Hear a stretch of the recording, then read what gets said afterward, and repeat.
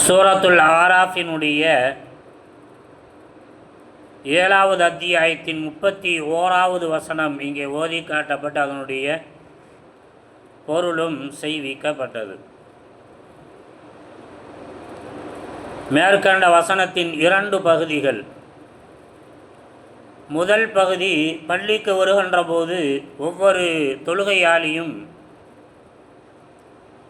அல்லாஹுடைய சன்னிதானத்தில் அல்லாஹுடைய முன்னிலையில் வந்து நிற்கக்கூடியவர்கள் ஏனோ தானோ என்று வந்து நிற்காமல் தன்னுடைய ஆடைகளை தன்னுடைய உடல் உறுப்புகளை உரிய முறையிலே பேணி அழகுபடுத்தி கொண்டு அழகிய தோற்றத்திலே அல்லாஹுடைய முன்னிலையில் நிற்க வேண்டும் என்று சொல்லக்கூடிய கட்டளையை அல்லாஹ் பிறப்பிக்கின்றான். இப்போ தொழுகைக்குத்தானே போகிறோம் என்று சொன்ன செய்ய முடியாது, அசால்ட்டாக வரக்கூடாது. எப்படி ஒரு ஃபங்க்ஷனுக்கு போகிறோமோ,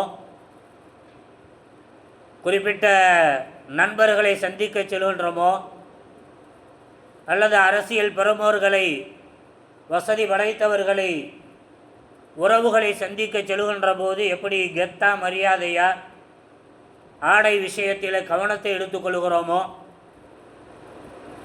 தன்னை ஒழுங்குபடுத்தி கொண்டு வாசனை திரவியங்களை பூசிக்கொண்டு போகிற இடத்துல பார்க்குறவங்க நம்மளை எதையும் தப்பாக நினச்சிடக்கூடாது, நம்மை கண்ணியமாக பார்க்க வேண்டும், உரையாட வேண்டும், நம்மோடு நடந்து கொள்ள வேண்டும் என்று எப்படி விரும்புகிறோமோ அதே மாதிரி அல்லாஹும் என்ன செய்கிறான், எங்கே விரும்புகிறான். அல்லாஹுடைய சன்னிதானத்தில் வந்து நின்று சொன்னால் அங்கே அல்லாஹ் உன்னை பார்த்து கொண்டு இருக்கிறான். அதனால தான் அல்லாஹுடைய தூதர் ஸல்லல்லாஹு அலைஹி வஸல்லம் சொல்லி காட்டினாங்க, ஒன்று அல்லாஹ் உன்னை பார்ப்பதை போன்று தொழுகையில் வந்து நில்லு, நீ பார்ப்பதை போன்று நிற்க வேண்டும், உன்னால் முடியலைன்னு சொன்னால் அல்லாஹ் உன்னை பார்த்து கொண்டு இருக்கிறான். ஒரு கேமரா வைக்கப்பட்டு இருக்கிறது, உங்களை கண்காணிச்சுக்கிட்டு இருக்குன்னு சொன்னால் எப்படியெல்லாம் நடந்துக்கிடுவோம், எப்படி பவ்யமாக நடந்துக்கிடுவோம். ஆள் கவனிக்கிறாங்க, ரெக்கார்ட் ஆகுது, நாளைக்கு நம்மளை பற்றி அசிங்கமாக நினச்சிடக்கூடாது என்று சொல்லக்கூடிய ஒரு சிந்தனை வருவதை போன்று அதற்காக வேண்டி சீராக நம்முடைய நடத்தையை ஆக்கிக்கொள்வதை போன்று ஆக்கிக்கொள்ள வேண்டும். 2வது பகுதியாக வகுலு வஷ்ரபு வலா துஸ்ரிஃபு, உண்ணுங்கள் பருகுங்கள், வீண் விரயம் செய்யாதீர்கள். நாம் இந்த உலகத்தில் படைக்கப்பட்டிருக்கக்கூடிய வாழ்க்கையினுடைய முக்கியமான பகுதிகளில் ஒன்று உண்ணுவதும் பருகுவதும். நம்முடைய வாழ்க்கையினுடைய ஆதாரமாக இருப்பதும் அந்த உண்ணல் பருகுதல் தான். அந்த உண்ணக்கூடிய பருகுதலை எந்த அளவுக்கு நாம் கரெக்டாக பேணுறோமோ அந்த அளவுக்கு நம்முடைய வாழ்க்கை சீராக இருக்கும், ஆரோக்கியமாக இருக்கும். உண்ணுவதில் பருகுவதில் மிஸ்டேக் ஏற்பட்டுச்சுன்னு சொன்னால், பொடுபோக்குத்தன்மை ஏற்பட்டதுன்னு சொன்னால் பல்வேறுபட்ட ஆரோக்கிய சீர்கேடுகள் ஏற்படும். அந்த ஆரோக்கிய சீர்கேடுகள் நம்முடைய வாழ்க்கையினுடைய எல்லா விதமான சந்தோஷத்தையும் எல்லா விதமான மகிழ்ச்சியையும் கெடுத்து விடக்கூடியதாக, வாழ்வே துக்கமானதாக, வாழ்வே மகிழ்ச்சி அற்றதாக ஆக்கிவிடக்கூடிய ஒன்றாகவும் இந்த உண்ணல் பருகல் என்பது இருந்து கொண்டிருக்கிறது. சரியான முறையில் உரிய நேரத்தில் உண்ணவில்லை என்று சொன்னால் அல்சர் போன்ற கம்ப்ளைண்ட் வரும். இது போன்ற உண்ணல் பருகுதலில் உரை மேற்கொள்ளவில்லை என்று சொன்னால் குடல் புற்றுநோய்கள் ஏற்பட்டு தீர்க்க முடியாததொரு பிரச்சனையாக சம்பந்தப்பட்டவர்களுக்கு மட்டுமல்லாமல் அவரோடு தொடர்புடைய உறவுகளுக்கும் அது மிகப்பெரிய மனப்பிரச்சனையாக, வாழ்க்கை பிரச்சனையாக, எண்ணற்ற பிரச்சனைகள் உருவாக்கி அந்த குடும்ப வாழ்க்கையை மகிழ்ச்சியற்றதாக ஆக்கிவிடக்கூடிய எண்ணற்ற செய்திகளை கேட்கத்தான் செய்கிறோம், பார்த்துக்கிட்டு தான் இருக்கிறோம். நம்மளுடைய குடும்பங்களில் அதை அனுபவிச்சுக்கிட்டு இருக்கிறோம். அப்போ உண்ணல் பருகல் என்பது இருக்கிறது, அதை சீராக இருக்க வேண்டும், சரியாக இருக்க வேண்டும். அதில் என்ன செஞ்சிடக்கூடாது, ஒலா துஸ்ரிஃபு.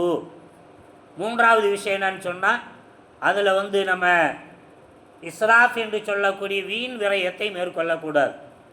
உண்ணல் பருவதில் கரெக்டாக மேற்கொள்ளலைன்னு சொன்னால், வரம்பை மேற்கொள்ளன்னு சொன்னால் எந்த அளவுக்கு நம்முடைய வாழ்க்கையினுடைய மகிழ்ச்சி போயிருமோ அந்த அளவுக்கு வீண் விரயத்தை, சோறு தானே சால்னா தானே அப்படின்னு சாதாரணமாக அதை நினைத்து கொண்டு ஒவ்வொரு பருக்கையும் அல்லாஹ் தந்திருக்கக்கூடிய பேரருள், ஒவ்வொரு பேரருளும் அல்லாஹ் நமக்கு தருவதற்காக வேண்டி நம்மை அல்லாஹ்வுடைய அன்பிலோடு நம்மை இணைத்து தேர்ந்தெடுத்து தந்து கொண்டிருக்கிறார்.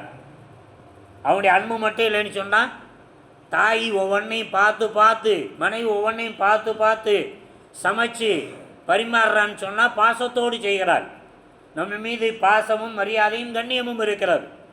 எனவே அந்த அளவுக்கு பாசத்தோடு பரிமாறுறான்னு சொன்னால், படைத்த இரட்சகன் அதற்கான எல்லா வசதியும் வாய்ப்பையும் சூழலையும் ஏற்படுத்தி தருகிறான் என்று சொன்னால், அரிசிக்கும் பருப்புக்கும் இன்ன பிற எல்லாவற்றையும் வாய்ப்பே கிடைக்காம அல்லாஹ் ஆக்கிட்டான்னு சொன்னார்.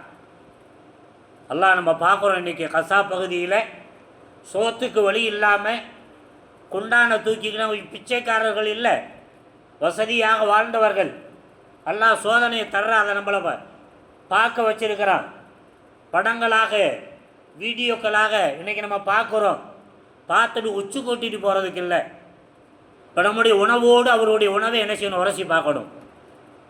ஆனால் சோத்துக்காக வேண்டி யாரோ கொண்டு பரிமாறுறாங்க. அந்த பரிமாறக்கூடிய இடத்துல கண்ணீர் வடிக்கக்கூடிய நிலை. சின்னம் ஜிலாறுகள்லாம் கொண்டானை தூக்கி கொண்டு நீட்டுறாங்க. அதில் கூட்டம் மிகுதியாக இருக்குது. அந்த கூட்டத்தில் நெருக்கப்படுகிறார்கள். வாங்கிய உணவை திரும்பி எடுத்து செல்ல முடியாத அளவிற்கு பிதுங்க செய்யப்படுகிறார்கள், கத்துறாங்க. இதெல்லாம் அல்லாஹ் நமக்கு உணவின் மூலமாக நமக்கு அருளை செஞ்சிருக்கிற. வீட்டில் சமைச்சு ஹாயா ஓய்வா உட்காந்து ஒரு ஆள் பரிமாற, அடுத்த ஆள் அதை சாப்பிட, எதை அதிகமாக விரும்பி சாப்பிடுவோன்ற பார்த்து அதை கூடுதலாக வைக்க, இப்படியெல்லாம் ஒரு சூழலை அல்லாஹ் தந்திருக்கிறான்னு சொன்னால், இந்த இடத்துல என்ன செய்யணும், அல்லாஹ்வுடைய அருள். அந்த அல்லாஹ்வுடைய அருளை என்ன செய்யக்கூடாது, விரயம் செய்து விடக்கூடாது. விரயம் செய்துவோம் என்று சொன்னால் வீண் விரயம் மட்டுமல்ல, விரயமே செய்யக்கூடாது. விரயமே செய்யக்கூடாது. தேவைன்னு அதை சாப்பிடணும். தேவையை தாண்டி போயிடுச்சோன்னா அதை மறுபடியும் கரெக்ட் பண்ணி சரி பண்ணணும் என்பதை அல்லாஹ்வுடைய தூதர் ஸல்லல்லாஹு அலைஹி வஸல்லம் அவர்கள் இங்கே உணர்வுபூர்வமாக பாடத்தை சொல்லி தருகிறார்கள். அல்லாஹ்வுடைய தூதர் சொல்லன்னு சொல்லி காட்டுவாங்க, இங்கே ஷைத்தானுடைய வேலையும் இருக்கிறது. உணவில் வரம்பு மீறக்கூடிய விரயம் செய்யக்கூடிய இந்த காரியம் இருக்கிறதே ஷைத்தானுடைய காரியமாக அல்லாஹ்வுடைய தூதர் ஸல்லல்லாஹு அலைஹி வஸல்லம் அங்கே முடிச்சு போட்டு காட்டுகிறார்கள். இப்போ நாம் சிந்துறது மட்டும் இல்லை, ஷைத்தான் சிந்த வைக்கிறான். ஷைத்தான் என்ன செய்கிறான், உணவை சிந்த வைக்கிறான், வீண் விரயம் செய்ய வைக்கிறான். அதனின் மூலமாக இன்னல்லாஹ லா யுஹிப்புல் முஸ்ரிஃபீன், அல்லாஹ்வுடைய அன்பிற்குரியவர்களாக இந்த அடியான் ஆகிவிடக்கூடாது. அல்லாஹ்வுடைய அன்பிற்குரிய அடியானாக இவன் ஆகிவிடக்கூடாது என்று சொல்லக்கூடிய போராட்டத்தை அங்கே மேற்கொள்கிறான். ஒன்று. இரண்டாவது, அல்லாஹ்வுடைய தூதர் ஸல்லல்லாஹு அலைஹி சொல்லி காட்டுறாங்க, சமிஅத்து ரசூலுல்லாஹி ஸல்லல்லாஹு அலைஹி வஸல்லம் அன் ஜாபிர் ரலியல்லாஹு அன்ஹு சொல்லி காட்டுறாங்க, நாங்கள் அல்லாஹ்வுடைய தூதர் ஸல்லல்லாஹு அலைஹி வஸல்லம் அவர்கள் சொல்ல நான் கேட்டேன், யகூலு இன்ன ஷைத்தான ஐ யஹ்துரு அஹதுக்கும் ஐந்த குல்லி ஷைஇன் மின் ஷஅனிஹி, மனிதன் செய்யக்கூடிய எல்லா காரியத்திலும் உட்புகிறான் ஷைத்தான். ஷைத்தான் என்ன செய்கிறான், நாம் செய்யக்கூடிய எல்லா காரியத்திலையும் அதில் உள்ளே புகுறான். உள்ளே புகுந்துக்கிட்டு என்ன செய்கிறான்னு சொன்னால், ஹத்தா யஹ்துரு இந்த துஆமிஹி, அப்படி புகுறக்கூடிய காரியங்களில் அவனுடைய உணவு விஷயத்திலும் உள்ளே புகுகிறான். எல்லா காரியத்திலும் புகுறான். அவன் சாப்பிடக்கூடிய விஷயத்தில் என்ன செய்கிறான், ஷைத்தான் உள்ளே புகுந்து ஃபைதா சகத் மின் அஹதிக்கும் லுக்மத்து ஃபல் யுமித்து மா கான பிஹா மின் அதன். தமிழ், அவன் உண்ணக்கூடிய உணவினுடைய விஷயத்திலும் அவன் கையில் எடுத்து லுக்குமாவாக தன்னுடைய வாயிலே செலுத்தக்கூடிய அந்த உணவினுடைய விஷயத்தில் ஷைத்தான் உள்புகுந்து தட்டி விடுகிறான். தட்டி விடுகின்ற போது உணவினுடைய பருக்கைகள் கீழே விழுகிறது. அப்படிப்பட்ட உணவுடைய பருக்கைகள் ஷைத்தானால் தட்டி விடப்படுபவை. இப்போ நம்ம ஒரு உணவு தட்டில் ஒரு பருக்கை விழுந்தால் என்ன செய்கிறோம்? கேர்லெஸ்ஸாக விட்டுடுறோம். விடுறோமா இல்லையா? பிள்ளைகளுக்கு சொல்லித்தர்றோமா? ஒரு பருக்கை கூட விடக்கூடாது, மறுபடியும் எடுத்து சாப்பிட்ணுன்னு சொல்லக்கூடிய இந்த பாடத்தை நம்ம சொல்லித்தர்றோமா? இன்றைக்கி சொல்லி தந்து கொண்டு இருக்கோமா? வீடுகளில் சொல்லித்தரப்பட வேண்டும். அதற்காக தான் அல்லாஹ்வுடைய தூதர் ஸல்லல்லாஹு அலைஹி வஸல்லம் இங்கே பச்சை பிள்ளைக்கு சொல்கிற மாதிரியான பாடத்தை சொல்லி காட்டுறாங்க. ஷைத்தான் புகுந்து ஒரு கவலை உணவை நீ அள்ளி வாயிலே வைக்குகின்ற போது அந்த வைக்கக்கூடிய உணவிலிருந்து ஒரு உணவை அல்லது சில பல உணவுகளை என்ன செய்யறான்? அப்படியே தட்டி விடுறான். இப்போ தட்டி விடுறான்ட காரணம் என்ன? அந்த உணவிலே பரக்கத்து இருக்கிறது, அல்லாஹ்வுடைய அபிவிருத்தி இருக்கிறது, அல்லாஹ்வுடைய ஆரோக்கியத்திற்கான காரணி அந்த உணவில் இருக்கிறது. எனவே இந்த அடியான் அந்த உணவை முழுமையாக உண்டு விடக்கூடாது, அதற்கான ஆற்றல் பெற்று விடக்கூடாது என்பதற்காக வேண்டி தட்டி விடுறான். அதனால் நீங்கள் என்ன செய்யுங்க? ஃபைதா ஃபரக ஃபல் எல் ஆக்கு அசாபியாகி, நீங்கள் உணவை தட்டி விடுபடுகின்ற போது நீங்கள் என்ன செய்ய? சும்ம லியகுலகா வலா யதௌஹா லிஷைத்தானி, அந்த உணவை ஷைத்தானுக்காக வேண்டி விட்டு விடாதீங்க. அந்த உணவு பருக்கையை ஷைத்தானுக்காக வேண்டி என்ன செஞ்சிடாதீங்க? விட்டு விடாதீர்கள். அப்படி விட்டு விடக்கூடிய உணவை அதை சரியாக்கி விட்டு, கீழே விழுந்துருச்சா தூசி பட்டால் தூசியை தட்டிட்டு மறுபடியும் சாப்பிடுங்க. அதில் அழுக்கு படிஞ்சிருச்சா அதை கழுவிட்டு சாப்பிடு. எத்தனை பேர் செய்கிறோம்? செய்கிறதுக்கு தயாராக இல்லாமல் இருக்கிறோம்.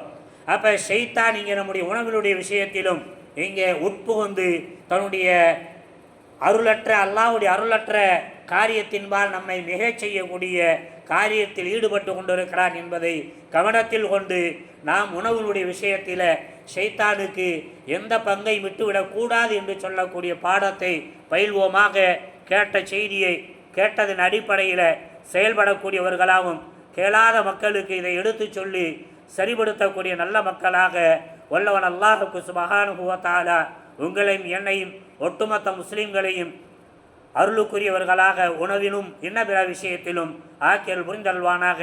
அதற்கு நாமும் முன் முயற்சிகளில் ஈடுபடுவோமாக. வமா அலைனா இலல் பலாக். சுப்ஹானக அல்லாஹும்ம வபிஹம்திக.